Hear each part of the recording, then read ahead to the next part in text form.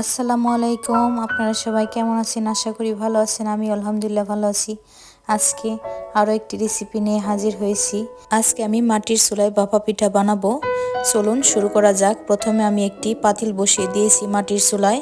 এরপরে পরিমাণ মতো পানি দিয়ে বলক ওঠার জন্য দিয়ে দিলাম ঢাকা দিয়ে। এরপরে 1 কেজি আতপ চালের গুঁড়া নিয়েছি, নিয়ে পরিমাণ মতো লবণ দিয়ে 1.5 কাপের মতো পানি দিয়ে মিশিয়ে নেব। ভালোভাবে মিশিয়ে নেব লবণ আর পানিটা। এরপরে একটি চালনির সাহায্যে সবগুলো গুঁড়ি আমি চেলে নেব।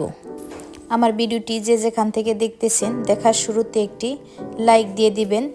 আমি সবগুলো গুঁড়ি এভাবে হাত দিয়ে আলতো আলতো করে চেপে চেপে চেলে নেব, যাতে পিঠাটা সুন্দর হয়। দেখুন আমার সবগুলো চালা হয়ে গেছে, কেমন সুন্দর ঝরঝরে হয়েছে। অন্যদিকে আমি গুঁড়ো কেটে নিয়েছি। এবার পিঠা বানানো শুরু করতেছি। প্রথমে আমি মাটির ছোটো একটি পিঠা বানানোর বাটি নিয়েছি।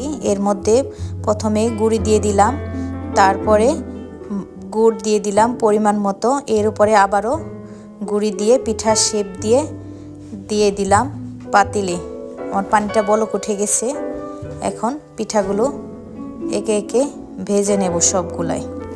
দেশ এবং দেশের বাইরে যে যেখান থেকে আমার ভিডিওটি দেখতেছেন, সবাইকে অসংখ্য ধন্যবাদ পুরো ভিডিওটি দেখার জন্য।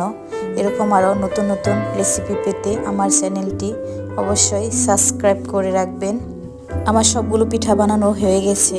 শীতের সকালে গরম গরম পিঠা খাওয়ার মজাই আলাদা। সবাই ভালো থাকবেন। আল্লাহ হাফেজ।